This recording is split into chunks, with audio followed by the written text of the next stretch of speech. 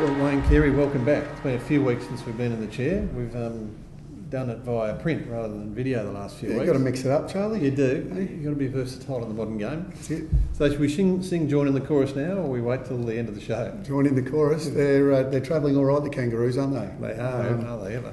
I think I don't think too many people tip them on the weekend again. But they, when they're on, and they've been on for a while now, they're playing some really exciting, good footy. I guess the question mark over them, and I was probably one that was beating that drum, was whether they could play well against a really good side and a side that pressures really well.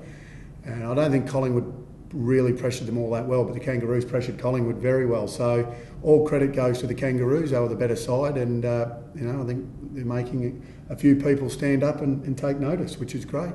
So you think they played most of their footy at Etihad in the last sort of 10 weeks. You think at the MCG, when the fluky breezes and things, it might be a bigger test for them? Oh, look, I think at times even they've had, in that 9 weeks, they've had some really good wins against some lower sides. And I don't think they've played all of that well. And if it was against a good side, that may have cost them. They can overuse the ball at times, especially handball.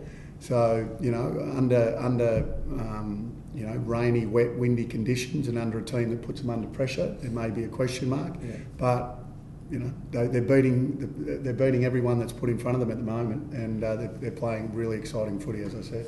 That actually happened against Sydney at the SCG earlier in the season, about round 7 or 8 from memory, where it was greasy, it was wet at the SCG, they overpossessed and they got steamrolled. Look, confidence is an amazing thing, and I'm not talking confidence as an individual, but confidence as a team, and that's confidence to run to space, that's confidence in your teammate to win a 50-50 ball, so then you make space. So it's an amazing thing when you're confident as a team. Right now they're confident, they're playing confident footy as a team, and they're running to the right positions and creating run because they have confidence in their teammates to win the ball. Yeah, amazing turnaround. It has been an amazing turnaround, and all off the back of a couple of quiet frothies after being flogged by Hawthorn. A couple of quiet beers they had to buy the week after, I'm told, and they got together, and yeah, it's amazing. That's one out of the Dennis Pagan handbook. It doesn't hurt all that much sometimes if you get the opportunity, does it? So as a club they went, did they? No, I think the players took the opportunity to yeah. That's interesting. Yeah. The team they came up against, Collingwood, I mean, to me, I wasn't at the ground, I was watching it on the TV, it was unusual for me. Buckley seemed very tense and on edge. Heath Shaw was shouting at the runner and berating the runner.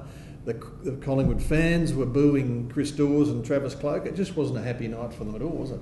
No, it wasn't. There was a bit of a build-up to it because they're obviously with Bucks and nearly becoming a North player. I think the Age had written a couple of stories in regards to that. So there was a bit of a build-up to it. And look, they just had an off night. Collingwood have been very good all year, and they've covered injuries very well. And I'm sure they'll want to bounce back this week. They've got a big game against West Coast. West Coast will want to win that one, and we know Collingwood travel very well. I mean, that's a real toss of the coin. Dane Swan back in. I think Kennedy looks like he may, whether he comes straight back in or not, we don't know, but looks like he might be back. So there's it's going to be that's a real ripper of a game, that one. I think they've got Essendon in the last round. Yeah. So you're not, and it doesn't matter what sort of form the Bombers are in that last round. And wouldn't the Bomber fans like nothing more? If they can't make the finals, nothing more than knock off Collingwood in the last round to upset them out of the top 2 or maybe top 4. So it's look, it's been an amazing year, and there's still a few twists and turns to come, Charlie. So you're not jumping off the pies just yet on the back of that? No. Like I said, I still think there's 6 sides that can win the grand final. Essendon not being one of them, of course. How do you? I don't know if you saw that game. Yeah, I saw a fair bit of it. Yeah. What do you put that? How do they fall in a heap? They've just had a shocker. I think off the back of bringing players back in that haven't been able to obviously train a lot and haven't played a lot of senior footy through injuries. I think they look very flat physically, and that's just not the guys that are injured, and they've got excuses in terms of injuries. But and they look flat mentally, to be honest. And that was just a shocker against a side, by the way, you've got to give all credit to. Give credit to the Carlton Footy Club, because I think under a lot of duress in the last 8 weeks, I think they've stood up very well, and look like they might sneak into the 8 now, Charlie. They just might do it, and if they do, and they've got all of those guys up and running, might be able to upset a couple. If they hit a bit of form like they did earlier in the year, who knows what you can do? You only got to string 3 games together in the finals, and you're in a granny. That is true. The injured players you mentioned at Essendon, that doesn't stop you once you take the field from chasing and harassing and tackling and doing all those things. They played they played spirit. Yeah, they did. The worst performance of the year for sure, and they did. They played like they played very ordinary. In actual fact, you were going to say something else. No, nothing more that you can say. It's they were putrid. So Freo, just back on your last point, are on 48 points and Carlton are on 44. So roughly the same percentage. So if Freo can beat North Melbourne this week, they probably, because they play Melbourne in the last round, they'll go through. Yeah, that's right. It's almost an elimination final for Freo this week. As it is for Carlton as well. So, look, like I said, I think there's a few more twists and turns to come yet. And Freo's form in Melbourne hasn't been all of that bad, and it makes for a very interesting game, this one, because we know how Ross Lyon can lock games down, and we know that his sides are renowned to put pressure on. So it'll be interesting to see the way they attack this one against the Kangaroos, who are playing, like I said before, exciting footy. The Kangas can't win the flag, can they? I wouldn't be putting any money on the Kangas right now. Like I said, I think it's wide open, but they're one of the 6, though. I think one of your 6 teams that come in or not? No, I wouldn't say. Oh, no, okay. No. I'm sorry. I would love the Kangaroos to win the grand final, but just can't see them winning the GF this year, Charlie. Fair enough.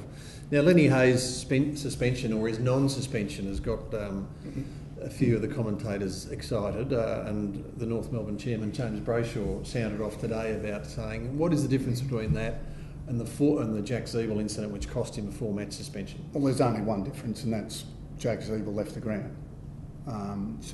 But in terms of both going for the ball and just bracing themselves for contact, the right decision was made in terms of Lenny Hayes. He shouldn't have been cited. Shouldn't have been. I think he was going for the ball last second, turned his shoulder to protect himself, and there was incidental contact in our game. That happens. We're playing a physical game. Zeeble did leave the ground, but he was going for the ball, so he had to leave the ground to go for the ball. So, I agree. Zeeble shouldn't have got 4 weeks. I mean, it's ridiculous. I think that's been the one thing this year that all of us as spectators and lovers of this game have been confused by. I think it's just been really inconsistent. The Will Minson one, where he gets 2 down to 1 for stepping on someone's leg, and you could see a deliberate action. Well, it's going to the tribunal tonight, actually. He's appealed it. He's appealed it. Yeah. Well, that's the most stupid appeal I reckon I've ever seen. It looked deliberate to me, but because look, I've seen it a few times, and I actually did that game, and look, not good, I don't think. And you compare that to Chris Judd. What's the difference? Chris Judd gets 4 weeks. That's not a good appeal. That'll be really interesting. I wouldn't be surprised if he gets more than the 1. You're not happy with anyone who does I just think that we're talking about the system here. It's just inconsistent. How can Chris Judd get 4 weeks and Will Minson get offered 1? It's just totally inconsistent and frustrating for everyone watching. Yep. Now, as a man who's sort of a man of around the traps, that goes to I know you're in bed by 8:30 most nights, but occasionally you go out for a beer. What has happened to Buddy? Where's he gone? I mean, you've got Where's he ear gone? to the ground. What's happened to him? Well, he did his hammy 5 weeks ago, and he you go off the reports, he's sick, and he couldn't get up for the game. Look, there's a lot of rumours and innuendo going around about Buddy Franklin right now, and you know what I think of rumours and innuendo. 99% of them are bull crap, and I guess that's going to it's always going to be there for him. It'll be interesting, I suppose, like all of us. I think one of the things that clubs don't do anymore is sort of play ducks and drakes in terms of old blokes have got this when they haven't. Maybe that's what Hawthorn's been doing with Buddy, you'd certainly want Buddy to be playing in the next couple of weeks leading into the finals. I would have thought. He was a late withdrawal, obviously, on the weekend, and I think the week before. So that's what's got all the chat started, hasn't it? Yeah, it has. And he had a car accident, I think, and no one's quite sure whether that hurt him or not. Well, who knows? Who knows? That's once again we're sitting here speculating on something that Sherrod Willingham knows. We don't really know. He may very well be the only bloke that knows. I'll tell you what, if you go down Toorak Road, you might be able to ask him. He's down there quite often. Oh, Chapel Street. Oh, is he? Is that where his fashion label is? He wanders up and down there a little bit, buddy.